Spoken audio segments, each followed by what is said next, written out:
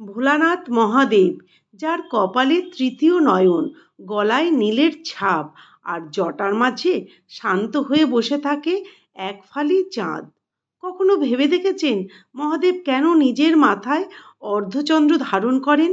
এটা কি শুধুই সৌন্দর্যের জন্য, নাকি এর পেছনে লুকিয়ে আছে গভীর এক পুরাণ কথা, এক অনন্ত ত্যাগের ইতিহাস? আজ সেই কথাই আপনাদের শোনাবো।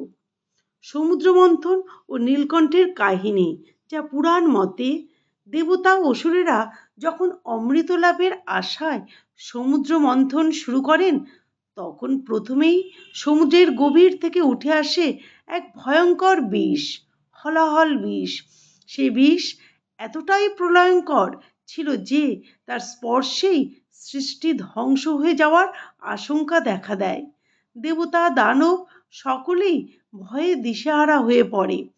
তখন আর কেউ এগিয়ে আসে না, এগিয়ে আসেন কেবল একজনই। তিনি হলেন স্বয়ং মহাদেব। সমগ্র সৃষ্টিকে রক্ষা করার জন্য তিনি সেই মারাত্মক বিষ নিজের কণ্ঠে ধারণ করেন। বিষ গলায় আটকে যাওয়ায় তার কণ্ঠ নীল হয়ে যায়। এই কারণেই তিনি পরিচিত হন নীলকণ্ঠ নামে।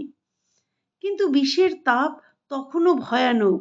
মহাদেবের শরীর ক্রমেই উত্তপ্ত হয়ে উঠতে থাকে আর সারা শরীর জ্বলতে শুরু করে। মহাদেবের এই কষ্ট দেখে সমস্ত দেবতারা ব্যাকুল হয়ে পড়েন।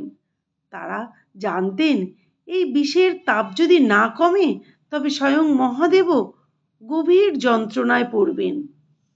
তখন দেবতারা একত্রে সিদ্ধান্ত নেন, চাঁদই হলো এই জগতের সবচেয়ে শীতল শক্তি। দেবতারা সকলেই মহাদেবকে অনুরোধ করেন চাঁদকে তার মাথায় রাখার জন্য। তাদের অনুরোধে মহাদেব নিজের জটার মধ্যে চাঁদকে আশ্রয় দেন। চাঁদের শীতল স্পর্শে হলাহল বিষের তাপ ধীরে ধীরে প্রশমিত হয়। মহাদেবের শরীরও আস্তে আস্তে শান্ত হয়। আর সেই দিন থেকেই চাঁদ হয়ে ওঠে শিবের অঙ্গেরই অংশ। এই কারণেই শিবকে বলা হয় চন্দ্রশেখর।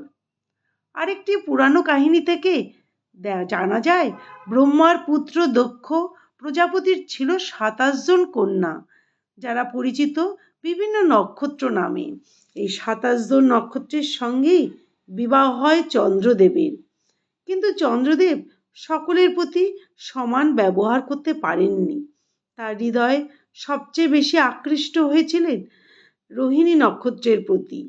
এর ফলে অন্য নক্ষত্রটা দুঃখিত হয়ে তাদের পিতা দক্ষ প্রজাপতির কাছে অভিযোগ জানান। ক্রুদ্ধ হয়ে দক্ষ প্রজাপতি চন্দ্রকে অভিশাপ দেন, দিনে দিনে তার ঔজ্জ্বল্য ক্ষয় হতে থাকবে। এই অভিশাপে চন্দ্রদেব ক্রমশ ক্ষীণ হয়ে পড়েন। আকাশে তার আলো ম্লান হয়ে আসে। দেবতারা আবার চিন্তিত হয়ে পড়েন। শিবের আশ্রয়ে চন্দ্র আর সব দেবতারা মিলে তখন আবার ছুটে যান মহাদেবের শরণে। মহাদেব করুণায় চন্দ্রকে নিজের জটায় স্থান দেন। তাকে আশ্বাস দেন ১৫ দিন তার আলো ক্ষয় পাবে আর পরের ১৫ দিনে আবার পূর্ণতা ফিরে আসবে। এইভাবেই সৃষ্টি হয় চন্দ্রকলার ক্ষয় ও বৃদ্ধি, অমাবস্যা থেকে পূর্ণিমার চিরন্তন চক্র। শিবের জটায় আশ্রয় পেয়েই চন্দ্র ফিরে পায় নিজের অস্তিত্ব। তাই শিবের মাথার অর্ধচন্দ্র শুধু অলঙ্কার নয়, এ হলো ত্যাগের প্রতীক, সমতার শিক্ষা, শীতলতা ও সংযমের বার্তা, আর আশ্রয়দাতার চিরন্তন রূপ। যেখানে জগৎ ভয়ে পিছিয়ে যায়, সেখানে মহাদেব বুকে তুলে নেন সমস্ত বিষ। এই জন্যই তিনি ভোলানাথ, এই জন্যই তিনি মহাদেব। হর হর মহাদেব। প্রভু সকলকে দয়া করো, কৃপা করো। বিষয়টি ভালো লাগলে শেয়ার করে দেবেন আর কমেন্টে লিখুন হর হর মহাদেব। নমস্কার, ধন্যবাদ।